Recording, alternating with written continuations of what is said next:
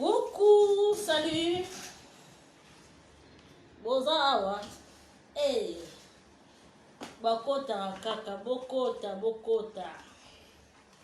Live na bino na prometaki bino ya ngolo to banzi kala mingi te zo banda.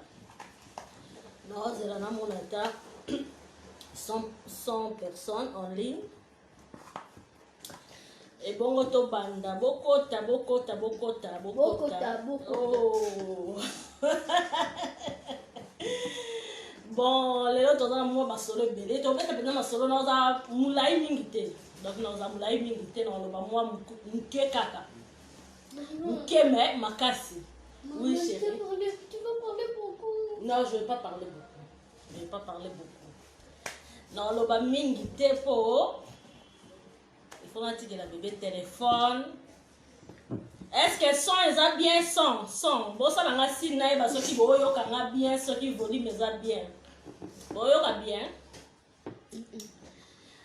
Naina yo ka se boyo ka bien. Le volume est diminué. Bozo yo ka. Maman, le volume est diminué.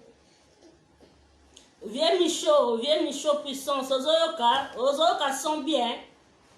Son est bien. Yannick son. Ça va si naïf parce que son est bien. Pourtant no banda ko loba na limite ko banda ko mitungi sama ke son est bien te. L'autre bête ma kambu o ezole kana kata kin. Marqué tout aux musika mais to solo la kara ma ya kin. Non, le volume est bon. C'est bon. J'ai diminué le volume. Coucou. Donc beaucoup t'as le belé. C'est il y a solo son est bien te. Maman Dorcas, ma chérie, ma fille, sont les habités. Si vous sont les habités, les obima ndeni, ni yebi sanga na ndeni les obima. Pour la bongisa. Les sons. Dans la signe, bon ça la signe, ceux qui sont c'est bon, comme ça, na banda. Na pela moi maille, pour la banda direct na bien, pour direct qu'il y a les lois abadika.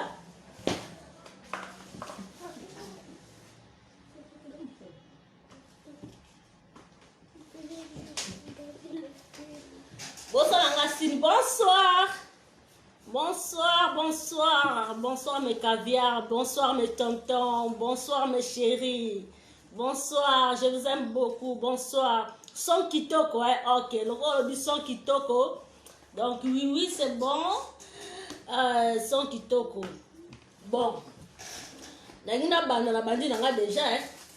Sois à ma bé, alors, parce que yo peux dire sois à ma bé, baninga balobi son kitoko. Yo kaka son ma bé. Bon, na okende ka bon, bino mo comprendre car bo ça l'effort que boyo ka mambo o na za na wa lo balelo. Mbote na na bande ko nyonso surtout ba diaspora, banakine, bande ko na biso ya o baza ba Katanga, o baza na Brazza, o baza partout dans le monde bisika o nyonso tout ba congolais bazwami. Bambote na bino et ba bisou pe na ba ndeko nyonso surtout o tozala penza pene o to solora bien ba bisou na bino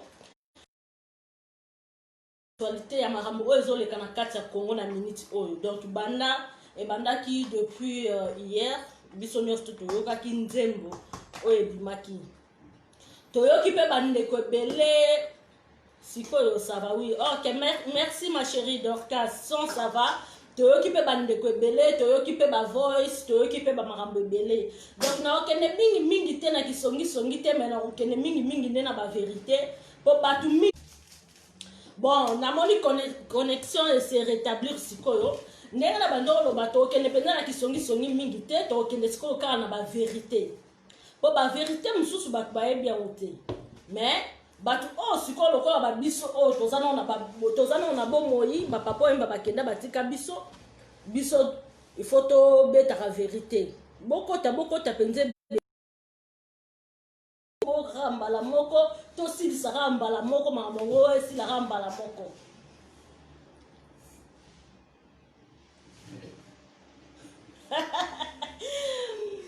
Jomak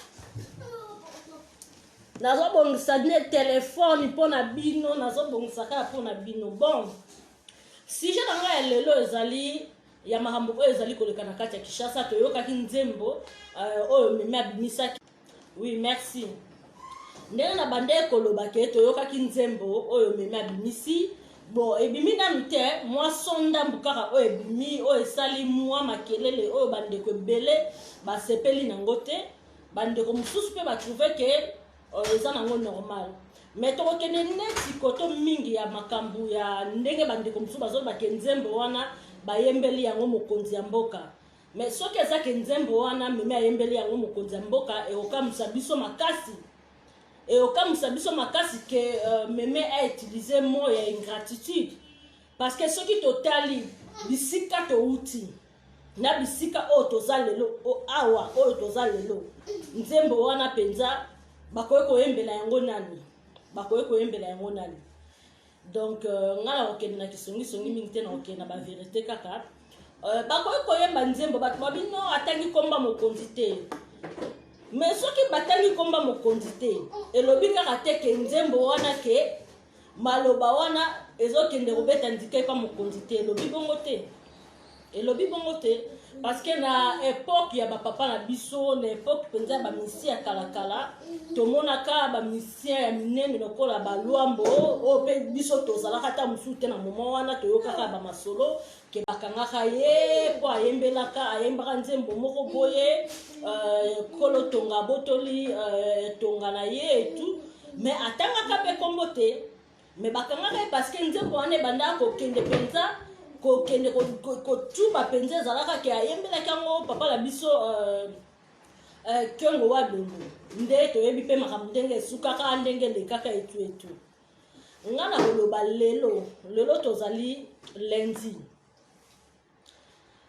nzembo wana bayembeli yango mokonzi ya mboka te ngala ko regrette ke soki eza vraiment ke nzembo bayembeli mokonzi ya mboka neti na ba maloba oyo lobami na kati ya nzembo wana mokonzi ya mboka aza na kati ya nzembo wana te aza na kati ya nzembo wana te. Parce que ceux qui botali penza mingi botali musala o meme asali makambo o meme asali na parti oyo ya zalaki fidèle to oyo azali lelo fidèle na bango avec tout ce qu'ils ont fait. Mais lelo bafuti bango na ingratitude parce que ils ont même pas bakoki même pas kopesa bango même pas ba poste même pas kopesa bango stabilité moko boye bazala na ba standing moko boye o esengeli ke o bakoki kozala na ba sacrifice o basali na parti o bango bazali nango lelo. Donc ce otali nzembo wana be ko réfléchir nzembo kanisi penza nzembo wana bien na pona nga ndenge na yebi masolo penza ndenge zali ngala omona ke nzembo wana bayembele ngo bango batu na bango moko nzembo wana penza bayembeli yango ke mokonzi na bango moko bien na koloba ke bayembeli yango to musu je kaka ye moko parce que na ndenge wana ke je kaka ndenge mutu asali bango ingratitude eza koto ya je kaka po avec tout ce qu'ils ont fait kofinga batu kosala mabe makambo ebele et lelo ils sont se retrouver nulle part, ils sont là. Donc batu mususu kutu o basalaki peut-être le côté basalaki peut-être ba sacrifice te bazu ba poste ba ministre ba bisike belé puis tozo mona ke bazo se retrouver qui déjà tango bango ba jekaka zalaki na bokonzi et puis lelo pe na tango ya fati bazo se retrouver quand même baza quand même na ba position moko. Donc tozo mona ça va quoi. Mais par rapport à eux, tu bozomona. Donc nzembo wana soki bozotala mingi. C'est comme si ndikango bazo mibetela yango bango na bango moko. C'est eza fatite. Mais ce qu'on soki eza fatite, ya koloba lelo po batu mingi bazo confondre interpellation na arrestation. On n'a pas arrêté mémé bakangi ete ezalaki juste interpellation ndenge to mona kandeke ezalaki ba interpellaki Kofi Olomide tango abimisaka nzembo na ya maçon fou ba interpellaki na censure et puis to mona ki pe après lobby akendaki boloko après ndenge komaki wana biso no tout mona ki parce que nzembo tango abimisaki yango batu nini censure monaki ke nzembo wana comment nzembo wana ebimi déjà et comme déjà les bandes sans que elle kanakati a censure. C'est la même chose qu'ils ont fait, ben interpeller, mais balobite que ben interpeller et que ba kangiye. Tous se confondre te koto wana. Koto wana moi confusion ezali ba kangiye te, ben interpeller juste pour dans Nzembo son ebimi déjà sans que elle kana nzela ya censure. Bon, le coup la censure, et ça la paix moussala na yango, ndenge to mona ki censure, et ça la ki moussala la bango, arrête s'il te plaît. Et ça la ki moussala la bango, et pas ya nani Robin, autant Robin a bimisa ka son na emoro boya bimisa ki wana, sans que elle kana censure, et benga ki ye et tout, et kanga ki son wana ti balandela yango, balandela ba maloba soki, eza nini ba maloba moko ya mabete, ok. Koki kosala mabe pa ya bakite ti batika yango eleka esala lelo na mona bazolo ba état de droit oui pourquoi kaka soki lelo ekomi ke bato o bazosala mabe soki ba interpeller bango ekomi état de droit pendant que na époque ya kala na époque il y a 18 ans autouti koleka to banda komona même ba journaliste soki kaka oleki olobi ate loko moko boye donc yeba ke na minute wana il faut lukanzela nini kokende yeba ke na minute wana penza yo moko ko mi yeba ke ebebeli yo déjà mais lelo ekomi na tango fati mutu asali mabe ekomi yo état de droit état de droit esala te ekomi yo dictature ya ndenge nini. Est-ce que vous avez sur penza la série à GKK modèle à Nzembo wana penza nandenga mabete nandenga songi pete mais nandenga vérité modèle à Nzembo wana penza na minute mais mutu oya akokai koyemba Nzembo wana akokai ko limwa mais Fati est bon, Fati est très bon, Fati est très doux. Et puis Fati passe à l'autre côté. Est-ce que Fati n'a pas la année? Toi Fati n'a pas la censure.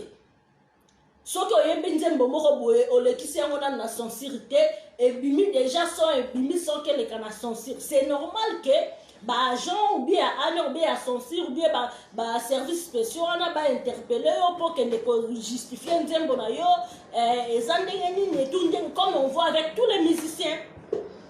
Tout le monde a envoyé ça à ma rapport à les musiciens surtout. Tout le monde a envoyé ça à ma rapport à les musiciens surtout. Donc il était que le loso qui état de droit et télémi que Nzembo peut-être et les cas qui n'ont pas censure c'est lui qui est les cas censure et comme il m'a bé. Bino boyebi ba beba tu basala na Congo wana te. Boyebi ma beba tu balimusa ba tu na Congo wana te. Na obete la bino lisoro moko ya Papa Wemba. Mais vous savez pas ce qu'ils ont fait à Papa Wemba. Na ebite la minute osika mère Amazon azali soka so yo kanga na oloba lisolo na oloba vérité bande ko na ebisa bino. Na oloba vérité. Papa Wemba je ne sais pas ce qui bozo se rappeler. Bon raisonner bozo ngana osima. Papa Wemba série moko asala ka émission moko boye. Non, loba penza maloba loba ka nyonso na émission wana te po eza ba maloba moko ezala pe moi kilo. Papa asala ka émission wana aloba ka moi maloba moko boye po na ba politicien. Mahamba politicien bazo sala ndenge bayaka na ndenge mboka yambaki bango avec na ba richesse o bazwaki na mboka na ba basi o ndenge bazo nyokola peuple mais boye beloko wana isike memaka Papa Wemba te. Boyebe mission esike memaka Papa Wemba te mais ba kombo ya batu oyo bazwa émission na ba komisango tie pa GKK bondima te émission wana ekoma écréer là Papa Wemba ba problème manda chante azali wana yebi manda chante ba bandoki akosa te émission na bande ko na ngai ba tonton na ngai ba caviar na mais lisolo na ta musubino boye biango te botunda ba botuna ta ba manda chante baza wana que l'intervention ya ba gouverneur ba André Kimbuta senga ba intervention ya ba ministre ya ba intervention ya ba gouverneur o akufa o ya Matadi juste kaka pona émission et puis bato bakenda ko tia songi wana que papa oyo basala émission afingi président série wana ezalaka Joseph Kabila président Joseph Kabila mutazala président afingi ye a critiquer alobi maloba mabe ezalaka bana bon connexion zongi bolimbisanga bandeko na ngai bolimbisanga penza na olingaka na bongisa ezala bien mpo na bino Doris Kai ozali wapi yaka nano awa ekreela papa wemba ba problème mais siko ngai na betela bino lisolo makambo oyo lelo tiba yembela Fati Nzembo uti wapi soki bozo se rappeler bien biso nyonso tout olandaka ba émission bomona ndenge bafinga Fati bomona tukoloba te ya titi kutu basilise loposo koloba kutu te. Et après tout ça, après tout ça vraiment, après nyoso tout wana, lelo nzamba sali ngolu, ndenge to barake bokondi e utaka epa nzambe. Fati azuki bokondi avandi na ngwende na ye. Avandi na ngwende na ye, titon oyo. To sala mabe mingi te. Po mutu oyo so sala mabe lelo oyebi lobi na ye te. Oyebi lobi te soki akozala nani.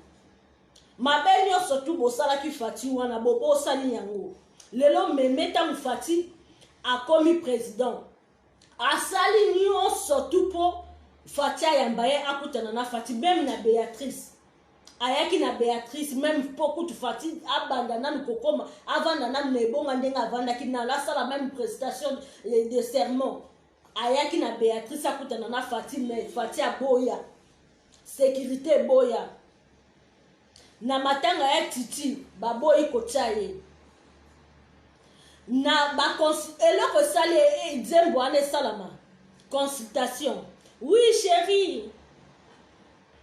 chérie na ebi connexion oui connexion te connexion mobulu na osala na cuisine donc so na sala na salon connexion ngeza la bien makasi mais si on a mon ezo continuer na obimaka na salon.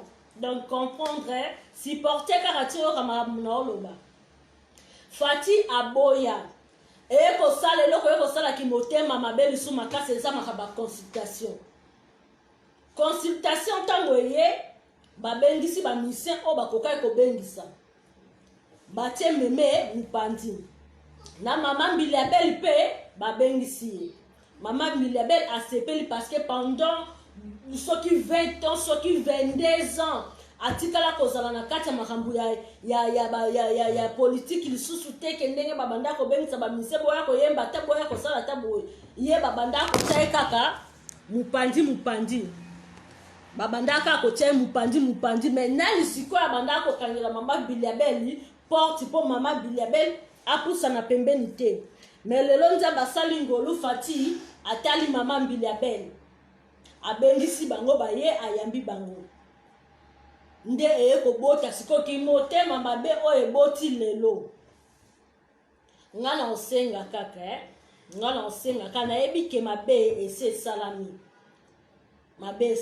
mais na oloba na meme na vie il faut pas que luka ko sala mabe mingi parce que tango sali mabe mingi okoyeba lisusu nzela koleka te il faut koluka elongi ya Nzambe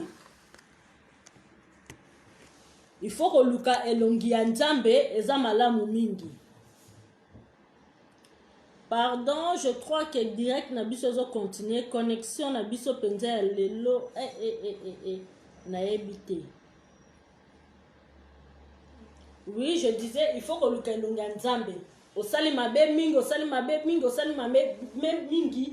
Oyebite lobi nana kosunga yo, oyebite lobi nana kozala na esika oyo esengeli oyo tamsu yo okoki koleka po osungama. Lelo tala ndenge futi. Lelo tala oyo salami. Ngana linga kosala kisongi mingi teme na loba la vérité.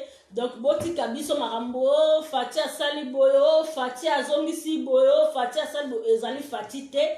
ezali batu ya censure bazosala musala na bango soki nzembo nanu eleki na censure te esengaka bongo na visa na mopao tomona ngo na barobino tomona ngo mpe na bamusicien ebele esalama soki même na bapapa chéri esalama soki nzembo eleki nanu na censure te censure eyoki yango te elekaka nango kaka bongo eza nango kutu likambo afati te eza nango mpe kutu o likambo soki nini o dictature ekoma kobelela babelela état de droit te eza nango kutu makambo wana te. Et puis na kopesa bino merci na ndenge bozalaki ebele ya kolandanga nalobai na oumela mpenza mingi te na oumela mingi te mpo bebe azoderange na niveau moko boomona telefone ndenge ezokweya donc moya koloba eza te juste oyo nakosenga kaka na bamama nyonso tu ya Congo na bamama nyonso tu ya IDPS na bandeko nyonso tu ya Congo bolimbisa meme eza libaku mutu nyonso tu abetaka libaku abeti libaku ayebaki te esika nini azobeta libaku koretire kosenga mpe na ndeko oyo toyoki voice na ye vraiment ezalaki pasi mingi kobimisa maloba ya pasi bongo maloba ya kochuba bongo penza epa ya mwasi ezali malamu mingi te ata mabe esalami il faut koluka ndenge nini ya kozongisa mutu na nzela sans que koluka pe lisusu koya kochuba lisusu etonga toyebi ke mabe eza mingi bazala mabe mingi basali pe mabe mingi kolimisa bato et tout donc nazo regretter kaka nazo musika ya kini poso nazaki na kini penze ningai kozala kitoko makasi lisusu pona kosalela bino penzo let na esika ya live kosalela bino penza émission penza direct penza ya bien penza. Bonjour fidèles internautes de www.elengiakomba TV. Bonjour, bonsoir, balandi nyonso ya Elengi ya Komba. Congolaise TV. Bon, belé partout dans le monde, partout où vous êtes, partout où vous êtes, Elengi ya Komba TV vraiment. Bonjour, bonsoir, na abonné bafa nyonso ya Elengi ya Komba Congolais TV. Bonjour à mon boss, on a appelé ça vraiment un pandi. Bonjour à mon boss, JP Kiama. Je salue mon boss Balobi, boss des boss Babi, JP Kiama. Bonjour, na Elengi ya Komba Congolais TV vraiment. Maman Lazana, chaîne de kitoko, ya boss na JP Kiama, ta ay boss des boss ya ni ya danger. Donc ba samta longola zaki. Ya boss na biso JP Kiama nzambe na ngai ba boss bazali JP Kiama le boss des boss. Napesi d'abord bonjour te ba mbote belé na mo boss JP Kiama wana na kozangisa ote donc na ko lekate sana napesa mo boss JP Kiama boss des boss. Bon, belé partout dans le monde, partout où vous êtes, partout où vous êtes, Elengi ya Komba TV vraiment. Bonjour, bonsoir, na abonné bafa nyonso ya Elengi ya Komba Congolais TV. Bonjour à mon boss, on a appelé ça vraiment un pandi. Bonjour à mon boss, JP Kiama. Je salue mon boss Balobi, boss des boss Babi, JP Kiama.